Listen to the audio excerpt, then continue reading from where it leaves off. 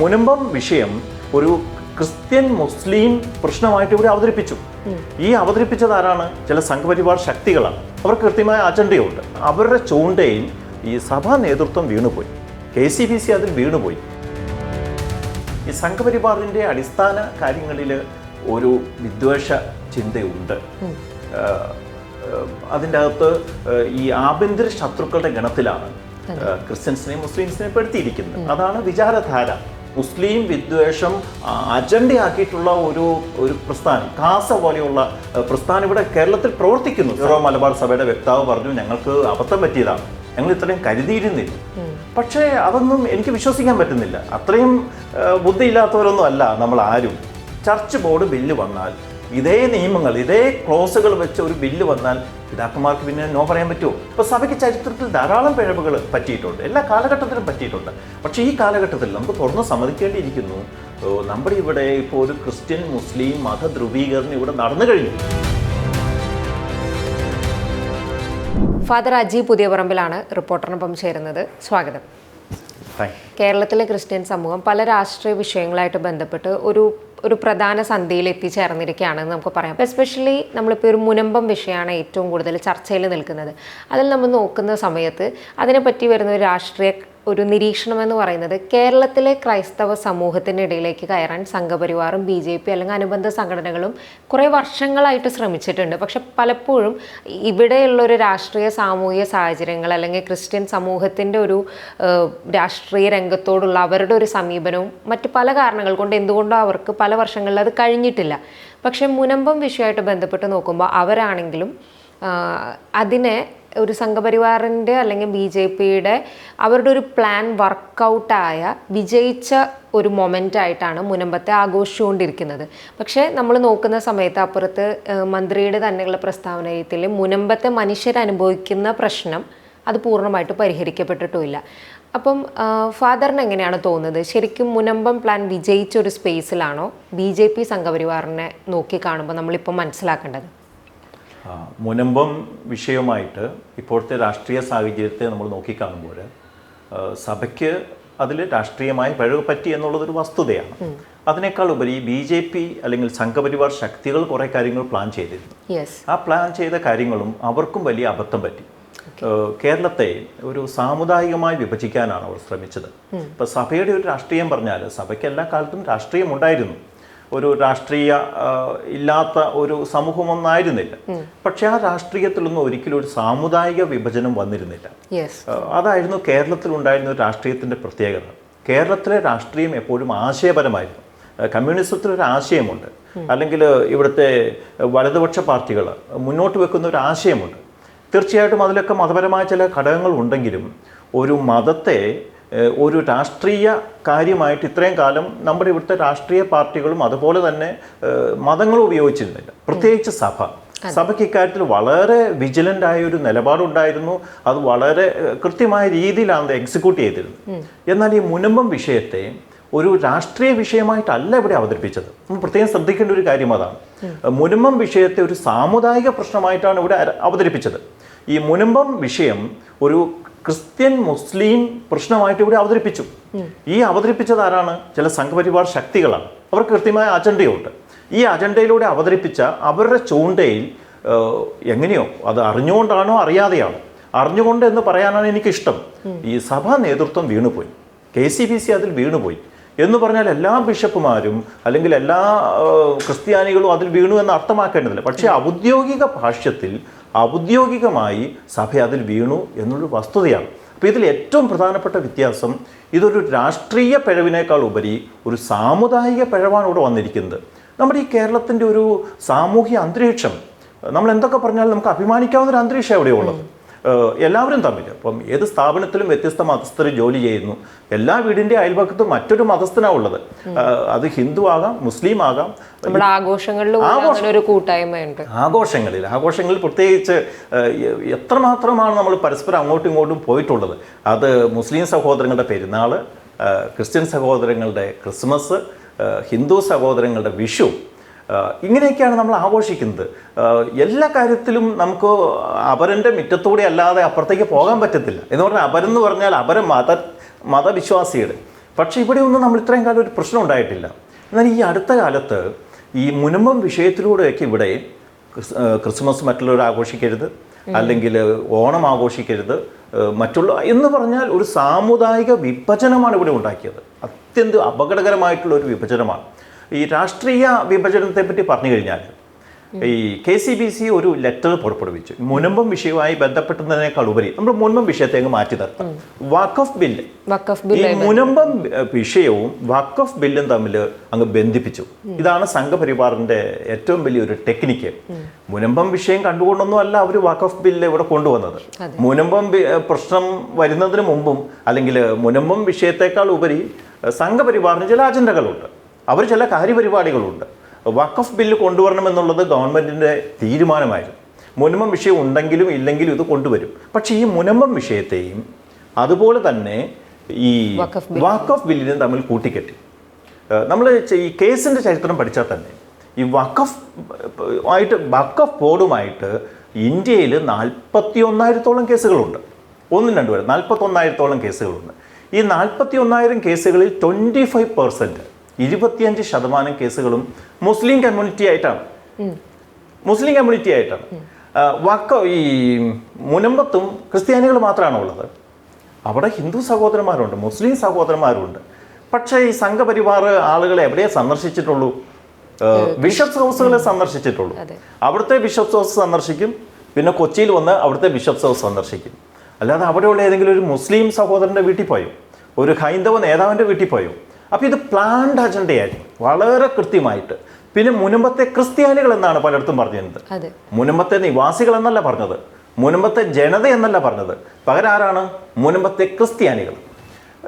Kiran Rijiju, ന്യൂനപക്ഷകാര്യ cabinet വകുപ്പ് മന്ത്രി, അദ്ദേഹം പാർലമെൻറ്റിൽ ഈ ബില്ല് അവതരിപ്പിക്കുന്ന സമയത്ത് അദ്ദേഹം പറഞ്ഞു ഈ മുനമ്പം വിഷയം 2-3 തവണ അദ്ദേഹം പരാമർശിച്ചിട്ടുണ്ട്. എന്നാൽ മറ്റു സ്ഥലത്തെ കാര്യങ്ങൾ അത്ര പരാമർശിച്ചിട്ടില്ല, മുനമ്പത്തെ കാര്യം പരാമർശിച്ചു. സമാനമായിട്ട് വഖഫുമായിട്ട് കേസ് നടക്കുന്ന സ്ഥലങ്ങളൊന്നും പാർലമെന്റിൽ എവിടെയും അത്രയും മുനമ്പം പോലെ അത്രയും അത് ഹൈലൈറ്റ് ചെയ്തില്ല. ആ കൂട്ടത്തിൽ അദ്ദേഹം പറഞ്ഞൊരു കാര്യം, അദ്ദേഹം പറഞ്ഞ നുണയൊന്നുമല്ല. KCBCയും CBCയും ഇന്ത്യയിലെ ഏറ്റവും പ്രധാനപ്പെട്ട ക്രൈസ്തവ ഔദ്യോഗിക ബോഡികളാണ്. CBCI എന്ന് പറഞ്ഞാൽ നമ്മുടെ ഇവിടുത്തെ ഭാരതത്തിലെ മെത്രാൻ കത്തോലിക്ക സമിതി, അതുപോലെ തന്നെ കേരളത്തിലെ കേരള കത്തോലിക്ക മെത്രാൻ സമിതി, ഈ 2 പേരും അങ്ങോട്ട് ലെറ്റർ എഴുതി. പാർലമെന്റ് കിരൺ റിജിജുവിന് ലെറ്റർ എഴുതി. ആ ലെറ്ററിനെ പറ്റി അദ്ദേഹം അവിടെ പരാമർശിച്ചു. മറ്റൊരു പ്രധാനപ്പെട്ട ഒരു കാര്യം, ഇവിടുത്തെ MP-മാരോട് KCBC പരസ്യമായിട്ട് ലെറ്ററിലൂടെ ആവശ്യപ്പെട്ടു, നിങ്ങൾ വഖഫ് ബില്ലിനെ പിന്തുണയ്ക്കണം. ഇതിൻ്റെ അകത്ത് വന്ന ഒരു അപകടം എന്താണെന്നറിയോ? ഇത് ഒരു വലിയ വിഭജന ഫോർമുലയാണ്. ഇവിടുത്തെ MP-മാരെന്ന് പറയുന്നത് ജനപ്രതിനിധികളാണ്. അവർ ക്രിസ്ത്യാനിയുടെയും പ്രതിനിധിയാണ്, മുസ്ലിമിൻ്റെയും പ്രതിനിധിയാണ്, ഹിന്ദുവിൻ്റെയും പ്രതിനിധിയാണ്, മതമില്ലാത്തവൻ്റെ ഉള്ളവൻ്റെ ഒക്കെ പ്രതിനിധിയാണ്, ഇവിടുത്തെ ജനങ്ങളുടെ പ്രതിനിധിയാണ്. അവരോട് പറയുകയാണ് ഈ ഒരു വഖഫ് വിഷയത്തിൽ നിങ്ങൾ എന്ത് ചെയ്യണം? നിങ്ങൾ ഗവൺമെൻറ്റിനെ പിന്തുണയ്ക്കണം. അത് ഒരു സാമുദായിക ചേരിതിരിവാണ്, ഒരു വിഭജന ഫോർമുലയാണ്. ഒന്നല്ലേ നിങ്ങൾ ഞങ്ങളോടൊപ്പം, അല്ലെങ്കിൽ ആരോടൊപ്പം? അവരോടൊപ്പം. ഈ അവരെന്ന് പറയുന്നത് ഇവിടെ ആരാ? മുസ്ലിം സഹോദരങ്ങളാണ്. അപ്പോൾ അതൊരു വിഭജന ഫോർമുലയാണ്. അപ്പോൾ ചുരുക്കി പറഞ്ഞാൽ ഈ മുനമ്പം വിഷയത്തിലൂടെ വഖഫിനെ കൂട്ടിക്കെട്ടി, അങ്ങനെ ഇത് രണ്ടും കൂടെ കൂട്ടിക്കെട്ടി ഒരു രാഷ്ട്രീയത്തെക്കാൾ ഉപരി ഒരു സാമുദായിക വിഭജനം സൃഷ്ടിച്ച് നേട്ടം കൊയ്യാനുള്ള സംഘപരിവാറിൻ്റെ ഒരു ഹീന ശ്രമം, BJPയുടെ ഒരു ശ്രമം. രാഷ്ട്രീയമായി മുതലെടുക്കുന്നതിനെ ഞാൻ കുറ്റപ്പെടുത്തുന്നില്ല. എന്ന് പറഞ്ഞാൽ എല്ലാ രാഷ്ട്രീയ പാർട്ടികൾക്കും അവർക്ക് വോട്ട് കിട്ടാൻ ആഗ്രഹിക്കുന്നുണ്ട്. പക്ഷെ ഇവിടെ അവർ പയറ്റിയത് ഒരു സമൂഹത്തെ വിഭജിച്ച്, ആ സമൂഹത്തിലെ 2 കൂട്ടരെ, അതായത് മതപരമായി വിഭജിച്ച് ശത്രുക്കളാക്കി അതിലൂടെ നേട്ടം കൊയ്യാനുള്ള ഈ ശ്രമം അത്യന്തം ഹീനമാണ്. അതിന് തലവെച്ച് കൊടുത്ത, അല്ലെ അതിൽ വീണുപോയെന്നൊക്കെ ഇന്ന് പറയുന്നു. കഴിഞ്ഞ ദിവസം സീറോ മലബാർ സഭയുടെ വക്താവ് പറഞ്ഞു, ഞങ്ങൾക്ക് അബദ്ധം പറ്റിയതാണ്, ഞങ്ങൾ ഇത്രയും കരുതിയിരുന്നില്ല. പക്ഷേ അതൊന്നും എനിക്ക് വിശ്വസിക്കാൻ പറ്റുന്നില്ല. അത്രയും ബുദ്ധിയില്ലാത്തവരൊന്നും അല്ല നമ്മൾ ആരും. സാമാന്യ മലയാളിക്ക് അക്ഷരജ്ഞാനം ഉള്ളവർക്ക് മനസ്സിലാവുന്ന കാര്യങ്ങളാണ് ഇതെല്ലാം. അപ്പോൾ ഇതൊരു ഹീനമായ തന്ത്രമായിരുന്നു. ഈ തന്ത്രത്തിൽ KCBCയും വീണുപോയി. പക്ഷേ അടുത്ത ദിവസങ്ങളിൽ KCBCയിലെ തന്നെ പല ബിഷപ്പുമാരും ശക്തമായ നിലപാടെടുത്തു. ആർച്ച് ബിഷപ്പ് ഡോക്ടർ ചക്കാലക്കൽ അദ്ദേഹം പറഞ്ഞു, സാത്താനുമായിട്ട് കൂട്ടുകൂടരുത്. അദ്ദേഹം ശക്തമായിട്ടൊരു പ്രസ്താവന ഇറക്കി. അതൊരു രാഷ്ട്രീയമായ ഒരു പ്രസ്താവനയായിരുന്നു. അതുപോലെ തന്നെ ഈ മുനമ്പം ഉൾക്കൊള്ളുന്ന പ്രദേശത്തെ ക്രൈസ്തവ മേലധ്യക്ഷന്മാർ അവർ ഒരിടത്തും ഒരു വർഗീയ പരാമർശം നടത്തിയതായിട്ട് നമ്മുടെ ശ്രദ്ധയിൽ വരുന്നില്ല. ഡോക്ടർ അംബ്രോസ് കോട്ടപ്പുറം രൂപതയുടെ ബിഷപ്പ് പറഞ്ഞു, ഈ വഖഫ് ബില്ലിൽ മുനമ്പത്തുകാരെ സഹായിക്കുന്നതൊന്നുമില്ല. അതുപോലെ തന്നെ Varappuzha archbishop doctor Joseph Kalathiparambil എത്ര അവധാനതയോടും അതുപോലെ തന്നെ എത്രമാത്രം സഹിഷ്ണുതയോടും കൂടിയാണ് അദ്ദേഹം ഇടപെട്ടത്. ഇനി മുനമ്പത്തെ ആളുകൾ നമ്മളൊന്ന് കണ്ടേ. മുനമ്പത്തെ മനുഷ്യർ അവർ ഈ വർഷങ്ങളായിട്ട് വേദന അനുഭവിക്കുന്ന മനുഷ്യരാണ്, വർഷങ്ങളായിട്ട്. പക്ഷെ അവരുടെ ഭാഗത്ത് നിന്ന് നമുക്ക് ഒരു അന്യമത വിദ്വേഷ വാക്കുകൾ കേൾക്കുന്നില്ല. അവരുടെ വേദന അവിടെ ഉണ്ട്. അവർക്കിപ്പോൾ ആര് സഹായിച്ചാലും സഹായമാണ്. അതാണ് അവരെ ഉപയോഗപ്പെടുത്തിയുള്ളൂ. മുനമ്പത്തെ ജനത ഈ വിഷയത്തെ വർഗീയവൽക്കരിക്കാനോ രാഷ്ട്രീയമായിട്ട് എന്തെങ്കിലും നേടാനോ ശ്രമിച്ചിട്ടില്ല. ആ മനുഷ്യർ അവരുടെ ആ ഒരു നീതിക്ക് വേണ്ടിയുള്ള പോരാട്ടം അതിനു വേണ്ടി മാത്രമേ നിന്നുള്ളൂ. പക്ഷെ അവരെ ഉപയോഗപ്പെടുത്തി ഇവിടുത്തെ സംഘപരിവാറും അതുപോലെ തന്നെ ഇവിടുത്തെ ക്രൈസ്തവ വിഭാഗം, അതിൽ പ്രത്യേകിച്ച് അതിലെ സീറോ മലബാർ സഭയാണെന്ന് ഞാൻ വിചാരിക്കുന്നു, വളരെ പ്രത്യേകമായിട്ട് ഇതിലൊരു രാഷ്ട്രീയ മുതലെടുപ്പിന് ശ്രമിച്ചു എന്നുള്ളതാണ് ചരിത്രം. ഇപ്പം നമ്മൾ നോക്കുകയാണെങ്കിൽ രണ്ട് കാര്യങ്ങളാണ് ഇപ്പം മച്ചൻ പറഞ്ഞതെന്ന് ചോദിക്കാൻ തോന്നുന്നത്.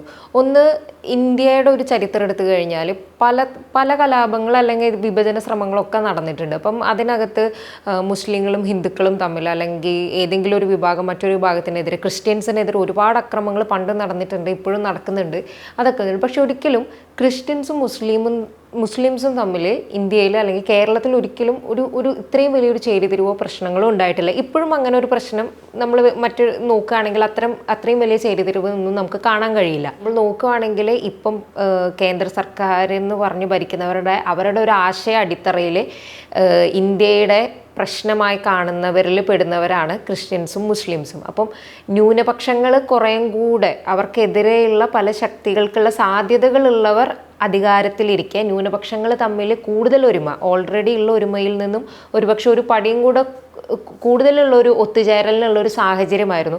പക്ഷെ നമ്മൾ ഈ ഒരു മുനമ്പം വിഷയത്തിൽ മാത്രമല്ല, കഴിഞ്ഞ കുറച്ച് വർഷങ്ങളിലായിട്ട് പല സമയത്തും ഇത്തരം ചെറിയൊരു പ്രശ്നങ്ങൾ ഇവർ തമ്മിൽ ചില അസ്വാരസ്യങ്ങൾ രൂപപ്പെടുത്തിയെടുക്കാനുള്ള ഗൂഢശ്രമങ്ങൾ നടക്കുന്നു. എന്തുകൊണ്ടായിരിക്കാം അങ്ങനൊരു കഴിഞ്ഞ കുറച്ച് വർഷങ്ങളായിട്ട് അത്തരത്തിൽ ക്രിസ്ത്യൻ മുസ്ലിംസ് തമ്മിലൊരു റിഫ്റ്റ് ഉണ്ടാക്കാനുള്ള ശ്രമങ്ങൾ ചെറിയ രീതിയിലെങ്കിലും വിജയിക്കുന്നതായിട്ട് നമുക്ക് തോന്നുന്നത്?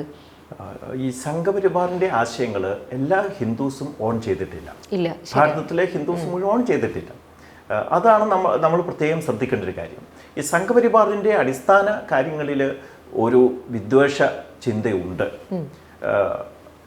അതിൻ്റെ അകത്ത് ഈ ആഭ്യന്തര ശത്രുക്കളുടെ ഗണത്തിലാണ് ക്രിസ്ത്യൻസിനെയും മുസ്ലിംസിനെയും പെടുത്തിയിരിക്കുന്നത്. അതാണ് വിചാരധാര. അതെല്ലാ RSSകാരും അതുപോലെ പാലിക്കുന്നുണ്ടെന്നൊന്നും ഞാൻ പറയുന്നില്ല. പക്ഷേ ഇതാണ് അവരുടെ അടിസ്ഥാന വിചാരധാര, ഈ സംഘപരിവാറിൻ്റെ. അപ്പം ഇവിടെ ഈ പറഞ്ഞ ആളുകൾ നമ്മുടെ ആഭ്യന്തര ശത്രുക്കളാണ് എന്ന് അവർ കുറേ പേരെങ്കിലും പറഞ്ഞ് പഠിപ്പിക്കുന്നുണ്ട്. ഇപ്പോൾ നമ്മുടെ രാജ്യത്ത് ഈ കഴിഞ്ഞ വർഷം 840 ആക്രമണങ്ങളാണ് ക്രിസ്ത്യൻസിനെതിരെ ഈ ഭാരതത്തിൽ ഉണ്ടായിട്ടുള്ളത്. 840. ഈ ഒരു 3 മാസത്തിനിടയിൽ 196 ആക്രമണങ്ങൾ ഉണ്ടായി. ഏപ്രിൽ കൂടാതെ ഞാൻ ഈ പറയും 196 ആക്രമണങ്ങൾ ഉണ്ടായി. മറ്റു പലതും നമ്മൾ കാണുന്നുണ്ട്. അപ്പം ഇതെല്ലാം ഹിന്ദുസ് ചെയ്യുന്നു എന്ന് നമ്മൾ ഒരിക്കലും അർത്ഥമാക്കേണ്ടതില്ല. ഇത് ഈ സംഘപരിവാറിൻ്റെ ആശയം ഉള്ളിൽ പേറുന്ന ചിലരാൽ ചെയ്യപ്പെടുന്നതാണ്. അതിന് ഈ ഭരണത്തിൻ്റെ മൗന അനുവാദമുണ്ട്, അല്ലെങ്കിൽ ഭരണത്തിൻ്റെ നിസ്സംഗതയുണ്ട്. അനുവാദം അല്ലെങ്കിൽ നിസ്സംഗതയുണ്ട്. ഇനി നമ്മുടെ കേരളത്തിൻ്റെ പശ്ചാത്തലത്തിലേക്ക് വന്നാൽ, കേരളത്തിൽ ഇവിടെ ഒരിക്കലും മതസ്പർദ്ധ ഇതുപോലെ ഉണ്ടായിട്ടില്ല. പക്ഷേ ഈ കാലഘട്ടത്തിൽ നമുക്ക് തുറന്ന് സമ്മതിക്കേണ്ടിയിരിക്കുന്നു, നമ്മുടെ ഇവിടെ ഇപ്പോൾ ഒരു ക്രിസ്ത്യൻ മുസ്ലിം മത ധ്രുവീകരണം ഇവിടെ നടന്നു കഴിഞ്ഞു. ഇനി നടക്കാൻ പോകുന്നൊരു കാര്യമല്ല, ഇവിടെ നടന്നു കഴിഞ്ഞു. നമ്മുടെ ഇവിടുത്തെ സോഷ്യൽ മീഡിയ പരിശോധിക്കുക. ഇന്നത്തെ പ്രധാനപ്പെട്ട ഒരു മേഖല സോഷ്യൽ മീഡിയ. ഞാൻ പല ഗ്രൂപ്പുകളിലും മെമ്പറാണ്, പലരും എന്നെ മെമ്പർ ആക്കിയിട്ടുണ്ട്. അപ്പം ഞാൻ അത്ഭുതപ്പെടുന്ന ചില ക്രിസ്ത്യൻ ഗ്രൂപ്പുകളിൽ എത്രമാത്രം അപരമത വിദ്വേഷപരമായിട്ടുള്ള കമൻറ്റുകളാണ് വരുന്നത്, അങ്ങനെയുള്ള ആർട്ടിക്കിളുകൾ വരുന്നു.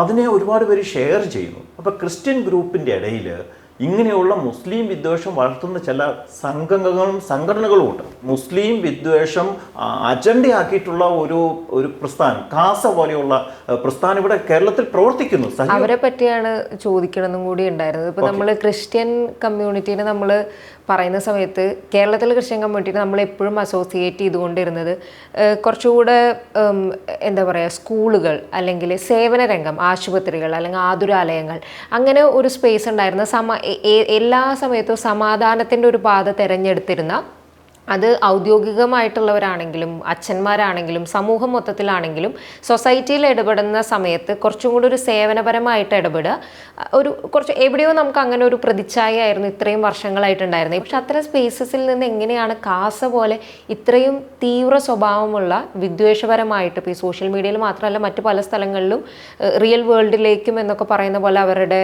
രൂപങ്ങൾ വരുന്നത് നമ്മൾ കാണുന്നുണ്ട്.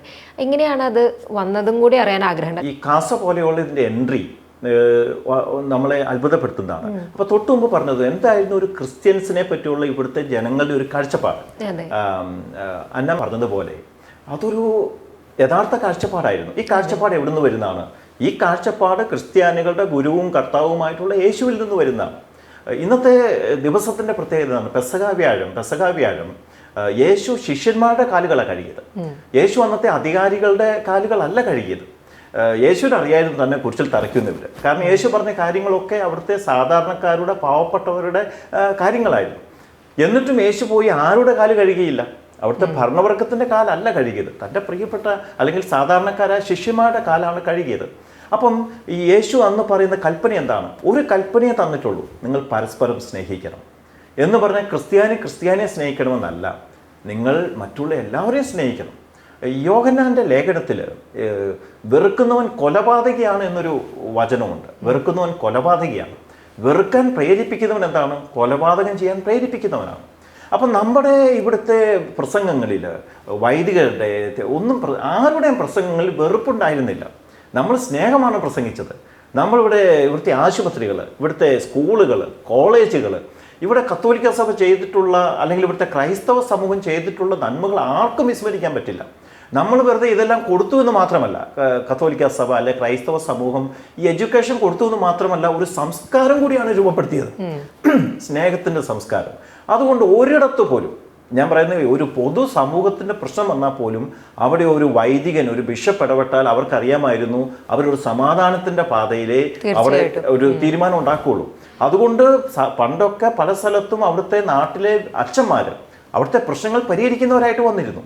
എന്നാൽ ഇന്ന് അങ്ങനെയാണോ സ്ഥിതി? ഇന്ന് ഇപ്പോൾ ഈ കാസ പോലെയുള്ള വേറെയും ഗ്രൂപ്പുകൾ, ഞാൻ അതിൻ്റെ എല്ലാം പേരുകൾ പറഞ്ഞ് അവർ കൂടി ഇത് കൊടുക്കുന്നില്ല. കാസ പോലെയുള്ള ഗ്രൂപ്പുകൾ ഈ മുസ്ലിം വിദ്വേഷം അജണ്ടയാക്കി സ്വീകരിച്ചിട്ടാണ് ഇവിടെ പ്രവർത്തിക്കുന്നത്. അങ്ങനെ ഒരു അതാണ് അവരുടെ രാഷ്ട്രീയം തന്നെ. ഒരു സമൂഹത്തെ വെറുത്തുകൊണ്ട് എത്ര നാൾ മുന്നോട്ട് പോകാൻ പറ്റും? ഇത് തന്നെയാണ് ഈ ലോകത്തിലെ ഏകാധിപതികളും ചെയ്തത്. അപ്പോൾ ഈ വെറുപ്പിൻ്റെ ഇത് വളരെ കൃത്യമായ പ്ലാൻ ചെയ്ത് നമ്മുടെ ക്രിസ്ത്യൻ സമൂഹത്തിലേക്ക് നുഴഞ്ഞു കയറി, മനസ്സുകളിലേക്ക് നുഴഞ്ഞു കയറി. ഞാൻ പലപ്പോഴും പറയാറുണ്ട്, കാസ വളർന്നത് നമ്മൾ അത്ഭുതപ്പെടുത്തുന്ന രീതിയിലാണ്.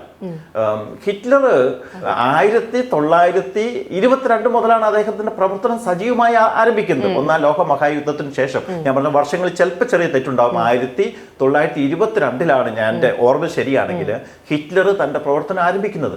പക്ഷെ 10 വർഷം കൊണ്ട് ജർമ്മനിയിലെ ഏറ്റവും വലിയ രാഷ്ട്രീയ പ്രസ്ഥാനമായിട്ട് ഇലക്ഷനിലൂടെയാണ് അധികാരത്തിൽ വരുന്നത്, ഹിറ്റ്ലർ അധികാരത്തിൽ വരുന്നത്. ഹിറ്റ്ലർ മുന്നോട്ട് വെച്ച ആശയം എന്തായിരുന്നു? എന്താ അദ്ദേഹം മുന്നോട്ട് വരുന്നറിയോ? നമ്മുടെ ഈ തകർച്ചയ്ക്ക് മുഴുവൻ കാരണം, നമ്മുടെ പരാജയത്തിന് കാരണം ആരാണ്? യഹൂദന്മാരാണ്, സ്ലാവ് വംശജരാണ്, അല്ലെങ്കിൽ കമ്മ്യൂണിസ്റ്റുകാരാണ്. ഈ 3 പേരെ ചൂണ്ടിക്കാണിച്ചിട്ടാണ് അദ്ദേഹം പറഞ്ഞത്, നിങ്ങൾക്കിന്ന് ദാരിദ്ര്യമുണ്ടോ? ആരാ പ്രശ്നക്കാർ? യഹൂദര്. നമ്മുടെ രാജ്യം പരാജയപ്പെട്ടോ? ആരാ കാരണം? യഹൂദര് നമ്മളെ ചതിച്ചതുകൊണ്ട്. അതുകൊണ്ട് ഈ യഹൂദ വിദ്വേഷം അങ്ങോട്ട് കൊടുത്ത് അദ്ദേഹം ആ രാജ്യത്തിൻ്റെ ഹീറോ ആയിട്ട് മാറി. അപ്പം അതുകൊണ്ട് ഇന്ന് ഏത് ഒരാൾക്കും രാഷ്ട്രീയമായിട്ട് അധർമ്മത്തിലൂടെ വിജയിക്കണമെങ്കിൽ അവരുടെ മുന്നിലുള്ള ഏറ്റവും എളുപ്പമാർഗം വെറുപ്പ് വിതയ്ക്കുക എന്നുള്ളതാണ്. വെറുപ്പ് വിതയ്ക്കണമെങ്കിൽ ഒരു ശത്രു ഉണ്ടാവണം. ഈ ശത്രുവിനോടൊരു ഭയം തോന്നിപ്പിക്കണം. അപ്പോൾ ഈ ഭയം തോന്നിപ്പിക്കാൻ വേണ്ടിയുള്ള ഒരുപാട് കാര്യങ്ങൾ പറയാം. അവർ നമ്മുടെ ലാൻഡ് തട്ടിയെടുക്കും. ഹിറ്റ്ലർ പറഞ്ഞതാണ്, അവർ നമ്മുടെ സ്വത്ത് മുഴുവൻ അടിച്ചെടുത്തുകൊണ്ട് പോകും. നാളെ നമ്മൾ ദരിദ്രരായിട്ട് മാറും. ഇങ്ങനെ ചെയ്യാതിരിക്കണമെങ്കിൽ നമ്മൾ എന്ത് ചെയ്യണം? അവരെ ഇല്ലാതാക്കണം. ഈ ഒരു ആശയത്തിൻ്റെ രീതിയിലൊക്കെയാണ് നമ്മുടെ ഇടയിൽ പ്രവർത്തിക്കുന്ന ചില സംഘടനകളുടെ ആശയങ്ങൾ പോകുന്നത്. പക്ഷെ ഞാൻ വിചാരിച്ചത് ഈ ആശയങ്ങൾ അവിടെ തന്നെ നിൽക്കുന്നതാണ്. പക്ഷെ എൻ്റെ ഒരു കണക്കൂട്ടൽ അനുസരിച്ച് അതൊന്നും ശാസ്ത്രീയമായ അനലൈസിങ് ഒന്നും നടത്തിയിട്ടില്ല. മിക്കവാറും എല്ലാ വീട്ടിലും ഒരാളെങ്കിലും കാസ പോലെയുള്ള കാര്യങ്ങളെ അനുകൂലിക്കുന്നവരുണ്ട് എന്ന ദുഃഖിപ്പിക്കുന്ന ഒരു കാര്യമുണ്ട്. ഏതാണ്ട് അതിൻ്റെയൊക്കെ ഒരു പശ്ചാത്തലത്തിലാണ് ഈ ബിഷപ്പ് നമ്മുടെ KCBC ഇത്രയും വലിയൊരു ഹിമാലയൻ മണ്ടത്തരം പറ്റിയത് എന്ന് ഞാൻ പറയുകയാണ്. ഞാൻ ക്ഷമിക്കണം ഇത്രയും അങ്ങനെ ഒരു വാക്ക് ഉപയോഗിക്കുന്നതിന്.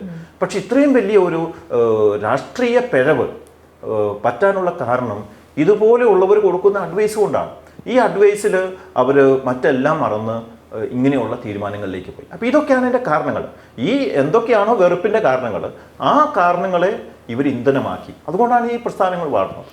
അപ്പം ഇപ്പോൾ KCBCയുടെ ഭാഗത്തു നിന്ന് ഇങ്ങനൊരു നിലപാട് വഖഫിൽ ഉണ്ടാകുന്നു, അല്ലെങ്കിൽ പല സമയങ്ങളിലും കേന്ദ്ര സർക്കാരിനും സംഘപരിവാറിനും അല്ലെങ്കിൽ BJPക്കും ഒക്കെ പിന്തുണ കൊടുക്കുന്ന നിലപാടുകൾ നമ്മൾ കണ്ടിട്ടുണ്ട്. പക്ഷെ നമ്മൾ അത്ഭുതപ്പെടുത്തുന്ന ഒരു കാര്യം എന്ന് പറയുന്നത്, ഇപ്പോൾ ഈ അച്ഛൻ പറഞ്ഞതുപോലെ തന്നെ യുണൈറ്റഡ് ക്രിസ്ത്യൻ ഫോറത്തിൻ്റെയും മറ്റുമായിട്ടുള്ള ഒരുപാട് കണക്കുകൾ നിരന്തരം വന്നുകൊണ്ടിരിക്കുന്നുണ്ട്. ഓരോ മാസത്തിലും ഓരോ വർഷത്തിലും എത്രത്തോളം ക്രിസ്ത്യൻ ദേവാലയങ്ങളാണ് അല്ലെങ്കിൽ ക്രിസ്ത്യൻ കമ്മ്യൂണിറ്റിയാണ് ഇവിടെ ആക്രമിക്കപ്പെടുന്നത് എന്നുള്ളത്. അതിനെ സർക്കാരിൻ്റെ ഭാഗത്തു നിന്നുള്ള ഈ പറഞ്ഞ മൗനാനുവാദമോ നിസ്സംഗതയോ തുണയാവുന്നുണ്ടെന്നും നമ്മൾ കാണുന്നുണ്ട്. ഇപ്പോൾ പലരും മുന്നോട്ട് വയ്ക്കുന്ന ഒരു നിരീക്ഷണമാണ്, ക്രിസ്ത്യൻ സമൂഹത്തിന് കേരളത്തിലാണ് തലോടൽ ലഭിക്കുന്നത് സംഘപരിവാർ BJPയുടെ അടുത്ത് നിന്ന്, പക്ഷെ മറ്റ് പലയിടത്തു നിന്നും തല്ലാണ് ലഭിച്ചുകൊണ്ടിരിക്കുന്നത്. പക്ഷേ KCBC ഒരു ചെറിയ ഗ്രൂപ്പിനെ കണ്ടിട്ടല്ലല്ലോ ഒരു പ്രസ്താവനയോ കാര്യങ്ങളോ ഇറക്കേണ്ടത്. അവർക്ക് കുറേയും കൂടെ വിശാലമായിട്ടുള്ള കാഴ്ചപ്പാട് ആണല്ലോ ഈ വിഷയത്തിൽ വേണ്ടത്. പക്ഷേ എങ്ങനെയാണ് അപ്പോഴും ഇവിടുത്തെ കേരളത്തിലെ ക്രിസ്ത്യൻ സഭാ നേതൃത്വങ്ങൾ മറ്റിടങ്ങളിൽ നടക്കുന്ന ക്രിസ്ത്യൻ സമൂഹത്തിനെതിരെ നടക്കുന്ന അക്രമങ്ങൾ പോലും കാണാതെ ഇത്തരം നിലപാടുകൾ എടുക്കുന്നത്? അതെങ്ങനെയാണ് അത് ഏത് തരത്തിലുള്ളൊരു അജ്ഞതയാണ് അവിടെ നടക്കുന്നത്? ഞാനും പലപ്പോഴും ചിന്തിക്കുന്ന ഒരു കാര്യമാണ്. എൻ്റെ മനസ്സിൽ ഈ അസ്വസ്ഥത വരുന്നുണ്ട്. എന്തുകൊണ്ടാണ് ഇത്രയും ഈ അബദ്ധ തീരുമാനങ്ങൾ എടുക്കുന്നത്? ഞാൻ ഒരു കൊച്ചു ഉദാഹരണം പറയാം. ഈ വഖഫ് ബില്ലിനെ അനുകൂലിക്കണം എന്ന് പറഞ്ഞുകൊണ്ട് ലെറ്ററാണ് ഇറക്കിയത്. അതൊരു ഡോക്യുമെൻ്റാണ്, ഒരു ഹിസ്റ്റോറിക്കൽ ഡോക്യുമെൻ്റാണ്, നമ്മുടെ പാർലമെൻറ്റിൽ എത്തിയൊരു ഡോക്യുമെൻ്റാണ്. ഈ വഖഫ് ബില്ലിനെ അംഗീകരിക്കണമെന്ന് പറഞ്ഞുകൊണ്ട് നമ്മൾ ലെറ്റർ വിട്ടാൽ ആ വഖഫ് ബില്ലിലുള്ള കാര്യങ്ങളെല്ലാം നമ്മൾ അംഗീകരിക്കുന്നു എന്നാണ് അർത്ഥം. ഈ വഖഫ് ബില്ലിൽ ആർട്ടിക്കിൾ 26, 25, 26, 29, അതുപോലെ തന്നെ ആർട്ടിക്കിൾ 14, ഈ 4 ഭരണഘടനാ അവകാശങ്ങളെ, ഫണ്ടമെൻ്റൽ റൈറ്റുകളെ ഹനിക്കുന്ന കാര്യങ്ങളുണ്ട് അതിൽ. അതിൻ്റെ അകത്ത് പറഞ്ഞിരിക്കുകയാണ്. ഇന്നിപ്പോൾ അതെല്ലാം സുപ്രീം കോടതി ചോദ്യം ചെയ്തു. നമുക്കതിൽ സന്തോഷിക്കാം. സുപ്രീം കോടതി പറഞ്ഞു എങ്ങനെ സംഭവിക്കും. ഒരു കൊച്ചുദാഹരണം പറഞ്ഞു കഴിഞ്ഞാൽ, ഈ വഖഫ് ബോർഡിലും അതുപോലെ തന്നെ സെൻട്രൽ വഖഫ് കൗൺസിലിലും അമുസ്ലിങ്ങൾ നിർബന്ധമായിട്ടുണ്ടാവണം. ഉണ്ടാവാം എന്നല്ല ഈ നിയമത്തിൽ പറയുന്നത്, മാൻഡേറ്ററി ആയിട്ട് ഉണ്ടാവണം. 2 പേര് എങ്കിലും മിനിമം ഉണ്ടാവണം. പക്ഷേ നമുക്കറിയാം 2 അല്ല അതിൽ കൂടുതൽ അതിനകത്ത് വരാനുള്ള സാധ്യതയുണ്ട്. MP-മാർ, MLA-മാർ മുസ്ലിങ്ങൾ വരാം, മറ്റു കാര്യങ്ങളൊക്കെ വരാം. മുസ്ലിം എക്സ്പേർട്സ് മുസ്ലിംസ് വരാം. ഇന്നലെ സുപ്രീം കോടതി ചോദിച്ച ചോദ്യം, സുപ്രീം കോടതി പറഞ്ഞത്, ചീഫ് ജസ്റ്റിസ് പറഞ്ഞത്, സഞ്ജീവ് ഖന്ന പറഞ്ഞത് എന്താണ്? ഈ വഖഫ് കൗൺസിലിൽ, സെൻട്രൽ വഖഫ് കൗൺസിലിൽ 22 ആകെ എണ്ണം. 22-ൽ എത്ര പേര് വരെ വരാം? 8 പേരൊഴിച്ച് ബാക്കി എല്ലാവരും അമുസ്ലിംസ് വരാം. അപ്പം ഞാൻ പറഞ്ഞു വന്ന ഇതുപോലെയുള്ള മതവിരുദ്ധമായിട്ടുള്ള നിയമത്തെ ഈ സഭാപിതാക്കന്മാർ അനുകൂലിച്ചത് വഴി നാളെ ഒരു ചർച്ച് ബോർഡ് ബില്ല് വന്നാൽ, ഇതേ നിയമങ്ങൾ, ഇതേ ക്ലോസുകൾ വെച്ച് ഒരു ബില്ല് വന്നാൽ പിതാക്കന്മാർക്ക് പിന്നെ നോ പറയാൻ പറ്റുമോ? അവരിത് അംഗീകരിച്ചില്ല ഓൾറെഡി. ഇത് അംഗീകരിച്ച അപ്പോൾ ഒരു സ്വയം അപകടത്തിൽ ചാടുകയാണ് ചെയ്തത്. അത് തികച്ചും അതുകൊണ്ട് ഇതൊരു മണ്ടത്തരം പറ്റി ഞാൻ നേരത്തെ സൂചിപ്പിച്ചു. അത് വായനയുടെയും ചിന്തയുടെയും കൺസൾട്ടേഷൻ്റെയും കുറവുകൊണ്ട് സംഭവിച്ചതാണ്. മറ്റൊരു കാര്യം, ഈ കേരളത്തിന് പുറത്ത് 840 ആക്രമണങ്ങൾ എന്ന് പറയുന്നത് നമുക്ക് അത് കണക്ക് കിട്ടിയിരിക്കുന്നതാണ്. ഇപ്പം എല്ലാവരും പരാതിപ്പെടുന്നില്ലല്ലോ. 840 ആക്രമണങ്ങൾ കഴിഞ്ഞ വർഷം നടന്നു. നമ്മളതിൽ ശ്രദ്ധിച്ചത് എത്രയേ ഉള്ളൂ? 3 എണ്ണം മാത്രമേ ഉള്ളൂ. കാര്യമായി ശ്രദ്ധിച്ചത്, കേരളത്തിൻ്റെ പശ്ചാത്തലത്തിൽ ശ്രദ്ധിച്ചത് കേരളീയർ അവിടെ ബുദ്ധിമുട്ട് അനുഭവിച്ചപ്പോൾ മാത്രമാണ്. ഒന്ന് ജബൽപൂരിലെ പ്രശ്നം നമ്മൾ ശ്രദ്ധിച്ചു, ഒഡീഷയിലെ പ്രശ്നം ശ്രദ്ധിച്ചു, ഛത്തീസ്ഗഡിലെ രാജ്പൂരിലെ സിസ്റ്റർ ബിൻസിക്കെതിരെയുള്ള ശ്രദ്ധിച്ചു. ഇത് മൂന്നും നമ്മൾ ശ്രദ്ധിക്കാൻ കാരണം അവർ മലയാളികളായതുകൊണ്ടാണ്. മലയാളികളല്ലാത്ത സഹോദരങ്ങൾ അവിടെ പീഡിപ്പിക്കപ്പെടുന്നുണ്ട്. കഴിഞ്ഞ വർഷം 86 പാസ്റ്റർമാരാണ് 20-നും 23-നും ഇടയ്ക്ക് അറസ്റ്റ് ചെയ്യപ്പെട്ടത്. പാസ്റ്റർമാരും പുരോഹിതരും ഉൾപ്പെടെ അറസ്റ്റ് ചെയ്യപ്പെട്ടു. ഇതൊക്കെ അവിടെ സംഭവിക്കുകയാണ്. ഉത്തർപ്രദേശിൽ 2020 മുതൽ 23 വരെയുള്ള കാലഘട്ടത്തിൽ ഈ മതപരിവർത്തന ആന്റി കൺവേർഷൻ ലോ അനുസരിച്ച് 834-ലധികം FIRകൾ ഇട്ടു. 1600-ലധികം പേരെ അറസ്റ്റ് ചെയ്തു. പക്ഷെ 4 പേരെ മാത്രമേ ശിക്ഷിച്ചിട്ടുള്ളൂ. അപ്പം ഇത് നിർബാധം തുടരുകയാണ് നമ്മുടെ നോർത്ത് ഇന്ത്യയിൽ. ഈ നോർത്ത് ഇന്ത്യയിലും മധ്യ ഇന്ത്യയിലും ഇതെല്ലാം നടക്കുമ്പോൾ നമ്മുടെ പിതാക്കന്മാർ KCBC ഇത് ശ്രദ്ധിക്കാതെ ഇരിക്കുന്നത് എന്തുകൊണ്ടാണെന്ന് എനിക്ക് മനസ്സിലാവുന്നില്ല. അവിടെയുള്ള ക്രൈസ്തവ സഹോദരങ്ങൾ പീഡ അനുഭവിക്കുകയാണ്. പിന്നെ ഞാൻ മനസ്സിലാക്കുന്നത് ഒരു പക്ഷേ നമ്മുടെ ബുദ്ധിമുട്ടിക്കൊന്നും ഭയപ്പെട്ടിട്ടാവാം. ED വിടും, മറ്റു രീതിയിൽ അവർ പീഡിപ്പിക്കും. ഇന്നിപ്പോൾ അങ്ങനെയാണ്. ആരെങ്കിലും എതിർത്ത് പറഞ്ഞാൽ ഉടനെ തന്നെ അവരെ പല രീതിയിൽ ഈ പല അന്വേഷണ ഏജൻസികളും ഗവൺമെന്റ് ഏജൻസികളും തിരിയാനുള്ള ഒരു സാധ്യതയുണ്ട്. ഇതിനെ ഭയപ്പെട്ടിട്ടാകാം KCBC പോലെയുള്ള സംവിധാനങ്ങൾ ഇതുപോലെയുള്ള തീരുമാനങ്ങൾ എടുക്കുന്നതെന്ന് വിചാരിക്കുന്നുണ്ട്. എന്നാൽ ഇത് വ്യത്യസ്തമായി ചെയ്യുന്നവരുമുണ്ട്. ബാംഗ്ലൂർ ആർച്ച് ബിഷപ്പ് ആയിരിക്കുന്ന ഡോക്ടർ പീറ്റർ മെച്ചാഡോ, അദ്ദേഹം കഴിഞ്ഞ വർഷം കേന്ദ്ര ഗവൺമെൻറ്റിനെ വളരെ ശക്തമായി വിമർശിച്ചുകൊണ്ട് അദ്ദേഹം പ്രസംഗം നടത്തുകയും അദ്ദേഹം ഒരു കേസ് ഫയൽ ചെയ്യുകയും ചെയ്തിട്ടുണ്ട് സുപ്രീം കോടതിയിൽ. അങ്ങനെ ധൈര്യമുള്ള ചെയ്യുന്നവരുണ്ട്. പക്ഷെ എന്തുകൊണ്ടാണ് കേരളത്തിലെ പിതാക്കന്മാർ അങ്ങനെ ഒരു നിലപാട് ധൈര്യത്തോടെ എടുക്കാത്തതെന്ന് പലപ്പോഴും അത്ഭുതപ്പെടുന്നു. അതൊരു പക്ഷേ ഇതുപോലെയുള്ള കാര്യങ്ങൾ ധാരാളം സ്ഥാപനങ്ങൾ ഇവിടെയുണ്ട്, മറ്റു കാര്യങ്ങളുണ്ട്. ഇവിടെയെല്ലാം ഈ അന്വേഷണ ഏജൻസികളെ കൊണ്ട് ബുദ്ധിമുട്ടിക്കുമെന്ന് പേടിച്ചിട്ടാകാം. പക്ഷെ ഇങ്ങനെയല്ല ക്രിസ്തു ശിഷ്യന്മാർ നിലപാട് എടുക്കേണ്ടത്. ധീരതയോടെ തെറ്റാണ്, അധർമ്മമാണ്. അവിടെ നമുക്കെന്ത് ഗുണം കിട്ടുമെന്ന് നോക്കിയല്ല തീരുമാനം എടുക്കേണ്ടത്. അതാണ് ഒരു ക്രൈസ്തവ ശിഷ്യൻ്റെ, ഒരു ബിഷപ്പിൻ്റെ, ഒരു പുരോഹിതൻ്റെയൊക്കെ അടിസ്ഥാന ധർമ്മം. അതാണ് ക്രിസ്തു അതാണ് ചൂണ്ടിക്കാണിച്ചത്. അങ്ങനെ ചൂണ്ടിക്കാണിക്കുമ്പോൾ കുരിശുകൾ ഉണ്ടാവും. അങ്ങനെ ചൂണ്ടിക്കാണിക്കുമ്പോൾ നമുക്ക് വേദന സഹിക്കേണ്ടി വരും. പക്ഷെ കുറച്ച് നാൾ കഴിയുമ്പോഴത്തേനും ചരിത്രം നമ്മളെപ്പറ്റി പറയും. എന്താ പറയുക? അന്ന് ആ പ്രതിസന്ധിയുടെ സമയത്ത് ഉറച്ചു നിന്നവർ ഇനിയിപ്പോൾ എന്താ ചരിത്രത്തിൽ ഒരു 30 വർഷം കഴിയുമ്പോൾ ഈ കാര്യത്തെപ്പറ്റി ചർച്ച വരുമ്പോൾ എന്താണ് കേരള സമൂഹം ഇവിടെ പറയുക? വഖഫ് ബില്ല് പോലെയുള്ള ഭരണഘടനാ വിരുദ്ധമായിട്ടുള്ളൊരു കാര്യം വന്നപ്പോൾ ഇവിടുത്തെ ബിഷപ്പുമാർ അതിനെ പിന്തുണച്ചു എന്നല്ലേ ചരിത്രത്തിൽ രേഖപ്പെടുത്തുള്ളൂ. നമ്മൾ ഈ വർഷങ്ങളായിട്ട് എത്രയോ നന്മകൾ ഇവിടെ ചെയ്തു. പക്ഷേ അതിനെയെല്ലാം ഹനിക്കുന്ന ഒരു തീരുമാനമായിരുന്നില്ല അത്. കഴിഞ്ഞ ദിവസം റിപ്പോർട്ടർ ചാനലിൽ നടത്തിയ ചർച്ചയിൽ അച്ഛൻ പറഞ്ഞിട്ടുണ്ടായിരുന്നു, സഭാ നേതൃത്വത്തിന് പല കാലഘട്ടങ്ങളിലായിട്ട് പലതരത്തിലുള്ള പിഴവുകൾ അധികാരവർഗത്തിന് നൽകിയിട്ടുള്ള പിന്തുണയുടെ കാര്യത്തിൽ സംഭവിച്ചിട്ടുണ്ടെന്ന്. അതിലൊരു ക്ലാസിക് ഉദാഹരണമായിട്ട് അച്ഛൻ പറഞ്ഞത് ഹിറ്റ്ലറിൻ്റെ നാസി ഭരണകൂടത്തിന് നൽകിയൊരു പിന്തുണയായിരുന്നു. അതേക്കുറിച്ചിട്ട് ഒന്ന് വിശദീകരിക്കാം. അതിന് ഇന്നത്തെ ഇന്ത്യൻ സാഹചര്യത്തിൽ ഒരു പ്രാധാന്യമുണ്ടെന്നാണ് ഞാൻ കരുതുന്നത്. സഭയ്ക്ക് പിഴവുകൾ പറ്റിയിട്ടുണ്ട്. സഭയ്ക്ക് മാത്രമല്ല എല്ലാ സംവിധാനങ്ങൾക്കും പിഴവുകൾ പറ്റും. കാരണം മനുഷ്യരാണ് ഇത് നയിക്കപ്പെടുന്നത്. പത്രോസ് ലീഹായ്ക്ക് പിഴവ് പറ്റിയില്ലേ? അദ്ദേഹം യേശുവിനെ തള്ളി പറഞ്ഞു എന്നും പറഞ്ഞ് യേശു അദ്ദേഹത്തെ ഉപേക്ഷിച്ചു.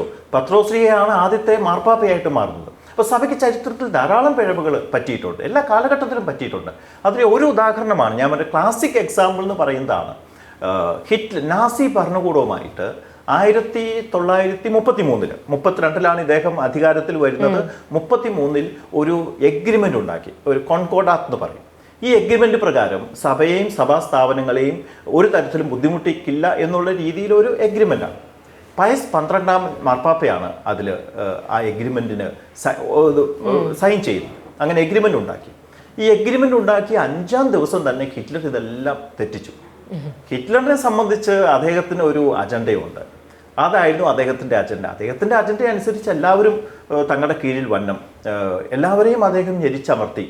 ആദ്യം ജ്യൂസ്, സ്ലാവ് വംശജർ, കമ്മ്യൂണിസ്റ്റുകൾ, പിന്നെ ക്രിസ്ത്യൻസ്, കാത്തലിക്സ്, എല്ലാവരെയും, പ്രൊട്ടസ്റ്റന്റുകാരും അന്ന് ഹിറ്റ്ലറിനെ അനുകൂലിച്ചവരുടെ കൂട്ടത്തിൽപ്പെട്ടവരാണ്.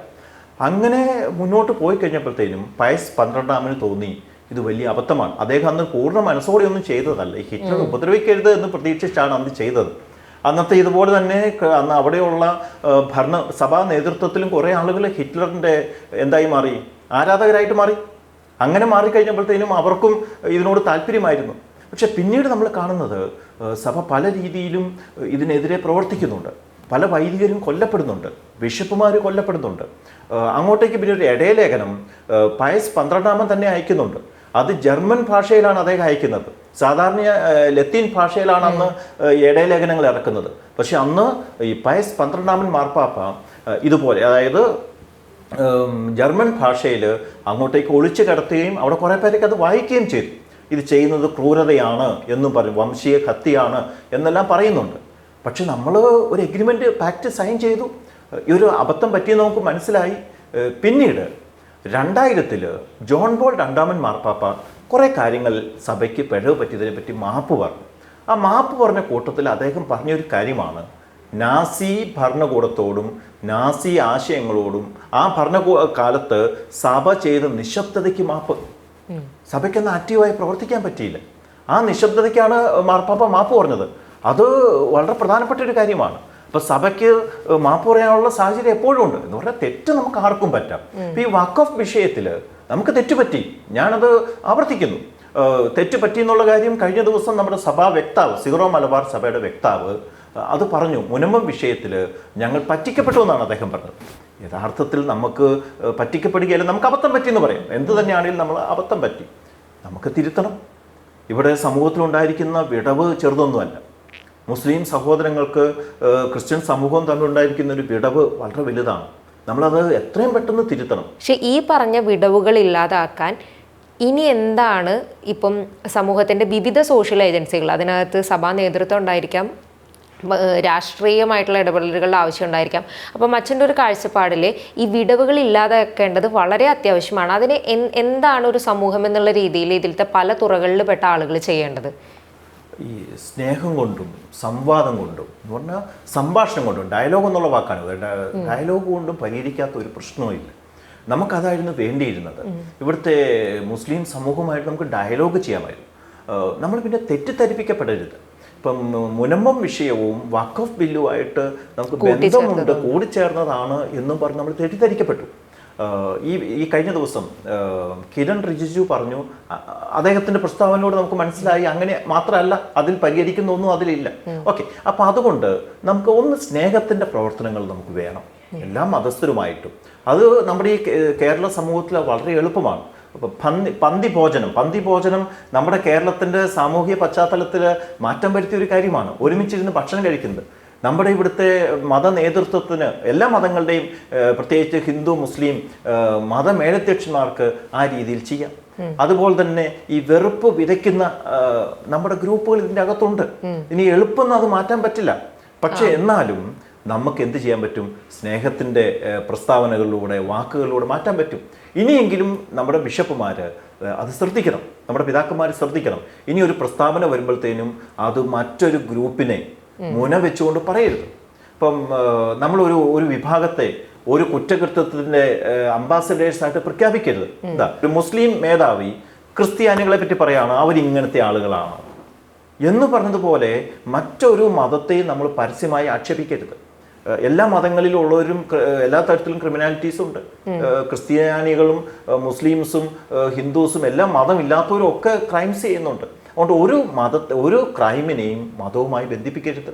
ഏതെങ്കിലും ഒരു ഇൻഡിവിജ്വൽ ഇഷ്യൂവിനെ ഒരു ആഗോള പ്രശ്നമാക്കി മാറ്റി അതിനെ വെറുപ്പിൻ്റെ ഒരു സോഴ്സായിട്ട് ഉപയോഗിക്കരുത്. അങ്ങനെ ഉപയോഗിച്ചു കഴിഞ്ഞാൽ മതങ്ങൾ തമ്മിൽ വലിയ അകൽച്ച ഉണ്ടാവും. ഇത് താഴെ തട്ടിലാണ് വരുന്നത്. നമുക്ക് ഒരു എന്താ പറയുക, ഇപ്പം ബിഷപ്പ് അല്ലെങ്കിൽ നമുക്കൊരു അധികാരികൾ എപ്പോഴും അവരുടെ സുരക്ഷിതത്വത്തിലാണ് ജീവിക്കുന്നത്. പക്ഷെ ഇവിടെ മറ്റെല്ലാവരും ഇടപഴകിയാണ് ജീവിക്കുന്നത്. അവിടെ എല്ലാവരും അപ്പുറത്തും ഇപ്പുറത്തും ഒരുമിച്ച് ജീവിക്കുന്നവരാണ്. അപ്പം അവരുടെ ഇടയിൽ സംശയവും വിദ്വേഷവും ഉണ്ടാക്കുന്ന ഒരു പ്രസ്താവനകളും മതമേലധ്യക്ഷന്മാർ നടത്തരുത്. അത് ഡാമേജ് ഉണ്ടാക്കും. ഇപ്പോൾ പല കാര്യങ്ങളും അച്ഛൻ പറഞ്ഞു. നമുക്ക് ഈ ഒരു സമൂഹത്തിലുണ്ടായിട്ടുള്ള വിടവുകൾ നികത്താൻ വേണ്ടി നമുക്ക് എന്തൊക്കെ ചെയ്യാൻ കഴിയുന്നു, അതിനകത്ത് പ്രധാനമായിട്ടും സൂചിപ്പിച്ചത് ക്രിസ്ത്യൻ മത മേലധ്യക്ഷന്മാർക്ക് ഇനിയുള്ള കാര്യങ്ങളിൽ ഒരു ജാഗ്രത പുലർത്തണം എന്നുള്ളതിലാണ് നമ്മൾ എത്തിയത്. പക്ഷേ നമ്മൾ ജനങ്ങൾ എന്നുള്ള രീതിയിൽ ഇവിടെയുള്ള അവരാണല്ലോ എന്തുകൊണ്ടും എണ്ണത്തിൽ കൂടുതലും ഒക്കെ ഉള്ളത്. അപ്പോൾ ജനങ്ങൾ എന്നുള്ള രീതിയിൽ നമുക്ക് എന്തൊക്കെയാണ് ഒരു ജാഗ്രത പുലർത്താൻ കഴിയാന്ന് അച്ഛൻ ചിന്തിച്ചിട്ടുണ്ടോ? ഈ ജനങ്ങളോട് എപ്പോഴും പറയാനുള്ളത്, നമ്മളെപ്പോഴും ഒരു വായനയുള്ളവരാകുക, അന്വേഷണമുള്ളവരാകുക. ഇപ്പം ഞാൻ പറയുന്ന കാര്യങ്ങൾ ദയവ് ചെയ്ത് മറ്റൊരാൾ അതേപടി വിശ്വസിക്കരുത്. അവർ അന്വേഷിക്കണം. നമ്മുടെ ഒരു കേരളീയ സമൂഹത്തിന് ഇപ്പോൾ പൊതുവെ വന്നിരിക്കുന്ന ഒരു കാര്യം ഇതാണ്, അവരതിനെപ്പറ്റി അന്വേഷിക്കുന്നില്ല, സത്യം എന്താണെന്ന് അന്വേഷിക്കുന്നില്ല. മറ്റൊരാൾ പറയുന്നത് 100% ശരിയാണെന്ന് വിശ്വസിക്കുന്നു. അത് മതമേലധ്യക്ഷനാവട്ടെ, രാഷ്ട്രീയ നേതൃത്വമാകട്ടെ, മീഡിയാസ് പറയുന്ന കാര്യമാകട്ടെ, അതേപടി ആരും എടുക്കേണ്ട കാര്യമില്ല. അത് അന്വേഷിച്ച് അതിലെ കതിരും തിരിച്ചറിയാനുള്ള ഒരു മനസ്സാണ് ഇന്നത്തെ കേരള സമൂഹത്തിന് വേണ്ടത്. ഓക്കെ, അപ്പം വിവിധ വിഷയങ്ങളെ പറ്റിയിട്ട് നമുക്ക് സംസാരിക്കാൻ കഴിഞ്ഞു. അപ്പം അച്ഛൻ പറഞ്ഞതുപോലെ തന്നെ അച്ഛൻ പറഞ്ഞ കാര്യങ്ങൾ കേൾക്കട്ടെ, അതിലും അനലൈസ് ചെയ്ത് വേണ്ട കാര്യങ്ങൾ ഉൾക്കൊള്ളാനും മുന്നോട്ട് പോകാനൊക്കെ കേട്ട് നമ്മുടെ ശ്രോതാക്കൾക്കും പ്രേക്ഷകർക്കൊക്കെ കഴിയട്ടെ. അപ്പോൾ ഇത്രയും സമയം റിപ്പോർട്ടറിനോട് സംസാരിച്ചതിന് ഒരുപാട് നന്ദി. Thank you. Thank you madam.